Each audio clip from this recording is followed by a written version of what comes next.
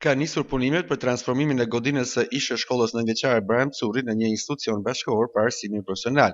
Në nisjet e punimeve, kryetari i Bashkisë Kukës, Albert Halila, theksoi rëndësinë e këtij investimi për formimin profesional të të rinjve dhe mbështetjen që ai i jep tregut lokal të punës. Të veçantë, pasi kemi premtuar me kohë një shkollë profesionale e cila do të shërbej Kukësit dhe tregut punës. Jemi në kantier dhe pjesa që po inspektojmë është palestra dhe shkolla tjetër do bëhet model, shkolla profesionale dhe do i shërbej gjithë Kukësit dhe Hasit për në lidhje me plotësimin e vendeve vakante që kanë bizneset, ka tregu i punës dhe është një investim në vlerën 120 milion lekë pa të vëshë dhe afati kryes punimeve është për 12 muaj.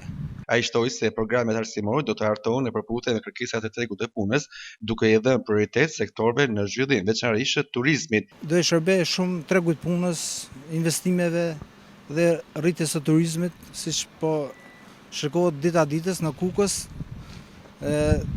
Meqense se është edhe përfundimi i aplikimit për paketën e maleve, turizmi do jetë një motor ekonomik për një ekonomi të qëndrueshme në Kukës. Paralelisht me ndërtimin e shkollës, drejt të përfundimit është edhe objekti i konventit të qytetit, i cili do të ofrojë kushte më të mira akomodimi për nxënësit e arsimit të profesional nga Kuksi, Hasi dhe Tropoja.